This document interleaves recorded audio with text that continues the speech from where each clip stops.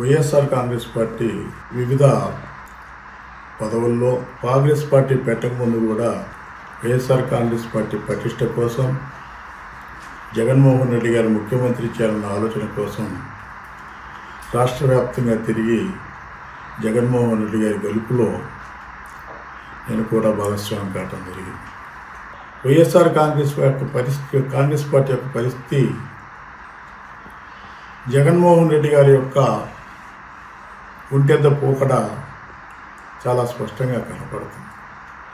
ఈరోజు ఈ రాష్ట్ర పరిస్థితి చూద్దాం.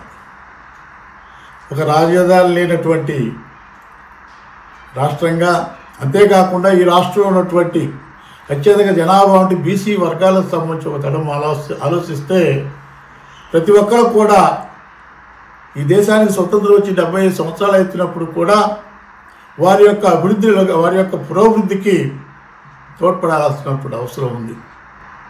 ఈరోజు నా ఎస్సీ, నా ఎస్టీ, నా బీసీ, మైనార్టీ వర్గాలని మాట్లాడుతున్నారు తప్ప వారి యొక్క మనోగతాలు అర్థం చేసుకునే పరిస్థితిగా తాత్కాలికంగా కొన్ని పదవుల్ని పనిచేయడం చేసి ఆ పదవులు ఇచ్చాం, వేరు అభివృద్ధి వైపు సమాజంలో సామాజిక న్యాయం జరిగింది, సమాజంలో మార్పు వచ్చింది, బడుగు బలహీన వర్గాలతో బీసీ, ఎస్సీ, ఎస్టీ, మైనార్టీ వర్గాలకు సంబంధించిన అన్ని విధాలుగా అభివృద్ధి చెందారని మాట్లాడటం కానివ్వండి, ఈయన జగన్మోహన్ రెడ్డి గారు మాట్లాడినటువంటి సామాజిక న్యాయం కానివ్వండి, ఇది వాస్తవం కాదు.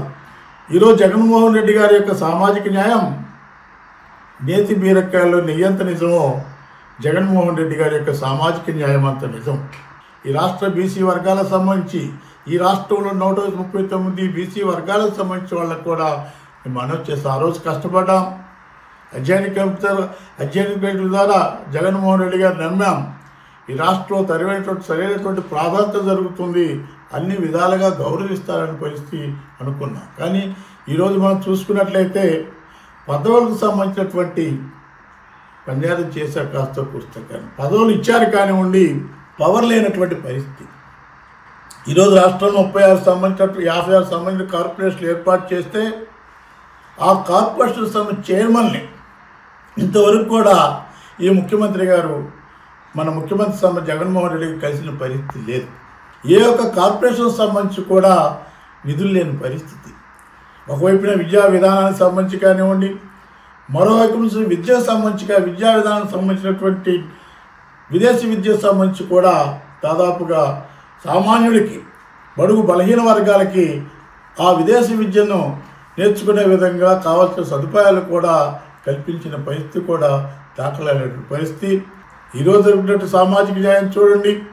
ఏ ఎస్సీ సంబంధించి, ఏ బీసీ వర్గాలకు సంబంధించిన ప్రజాప్రతినిధులకు ఏమాత్రం గౌరవం ఉందో ఈ రాష్ట్రంలో ఆ ప్రజలందరూ కూడా, సామాన్యులకు సంబంధించిన బలహీన వర్గాల ప్రజలందరూ కూడా ఆలోచించాల్సిన అవసరం ఇక్కడ నేను మనవి చేస్తున్నాను.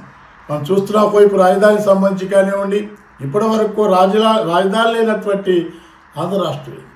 అదేవిధంగా అనేక అప్పుల ద్వారా ఈ రాష్ట్రంలో లక్షల కోట్ల సంబంధించి అప్పులు చేసేసి అప్పుల ద్వారా ఇక రాష్ట్రాన్ని నడుపుతున్న పరిస్థితి. ఈ యొక్క జగన్మోహన్ రెడ్డి గారి యొక్క ప్రభుత్వం ఇది తప్పనిసరి కూడా బడుగు బలహీన వర్గాలకు ఏదో న్యాయం చేస్తున్న ఆశించాం కానివ్వండి, ఈరోజు నా పరిస్థితులు కనపడిన పరిస్థితి లేదు.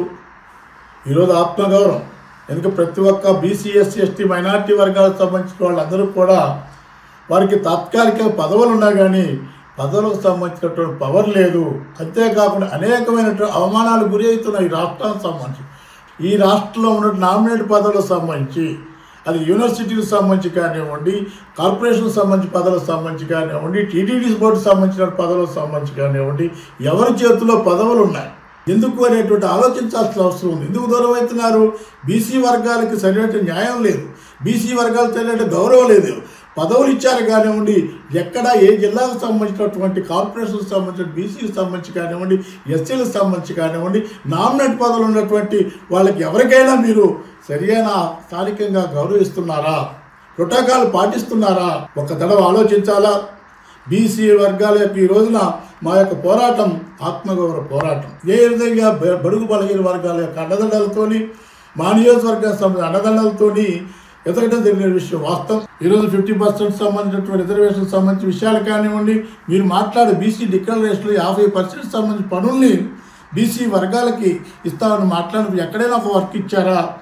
పదవి ముఖ్యం కాదు, పదవితో పాటు గౌరవం ఉండాలా, పదవితో పాటు ఆదరణ ఉండాలా, పదవితో పాటు వారికి జీవితాలు మార్చే విధంగా ఉండాలా, వాళ్ళ యొక్క వర్గాలకు సంబంధించిన సంఘటన పరిచే విధంగా ఉండాలా. ఏదో పదవులు ఇచ్చేసి ప్రధానమైనటువంటి పదవులకు సంబంధించినటువంటి వేరే ఒక సామాజిక వర్గానికి సంబంధించో కొంతమందికి సంబంధించి అనుభవిస్తూ ఏమాత్రం నా మాత్రం కూడా అధికారం లేని పదవులు ఇస్తూ అధికారం లేని పదవులు ఇచ్చినప్పుడు కూడా కనీసం కూడా గౌరవం లేని పరిస్థితుల్లో ఈరోజు ఈ రాష్ట్ర ప్రయాణికులైనటువంటి బలహీన వర్గాలకు సంబంధించిన వాళ్ళందరూ కూడా దూరం అయ్యేటువంటి పరిస్థితి కనపడుతుంది. ఇది ఆలోచించాల్సిన విషయం. మనం క్యారెక్టర్ ఎప్పుడు బయటపడుతుందంటే బాగున్నప్పుడు కాదంట, ఇట్లాంటప్పుడే పార్టీకి నిలబడాల్సిన అవసరం, ఒక లీడర్కి అండగా ఉండాల్సిన టైం వచ్చినప్పుడు, ఆ లీడర్కి మన అవసరమైనప్పుడు ఆ రోజు నిలబడిన వాళ్ళే ఎవరైనా కానీ నిజమైన కార్యకర్త కానీ నిజమైన నమ్మకస్తుడు కానీ.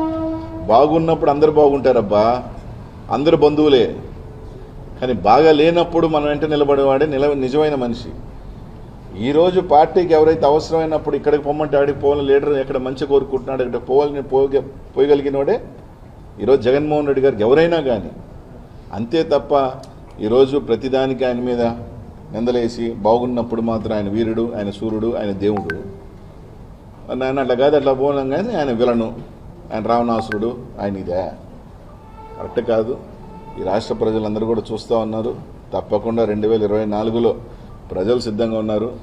నాయకులు ఇంకా మా చేతుల్లో ఓట్లు ఉన్నాయి, మేము ఇట్టంటే ఓట్లు పడతాయి, ప్రజలందరూ ఎందుకు ఈయన ఆడి నుంచి ఎడకపోతున్నాడు, ఈయన ఈయన నుంచి ఎడగెందుకు వస్తున్నారని, ఎవరు స్వలాభం కోసం వెళ్తున్నారు అనేది అందరు చూస్తూ ఉన్నారు. అంతా ఈరోజు ఏం కాదు, ఏ మారుమూలనున్నాడు కూడా ఈరోజు ఫేస్బుక్ ఓపెన్ చేస్తున్నాడు, యూట్యూబ్ ఓపెన్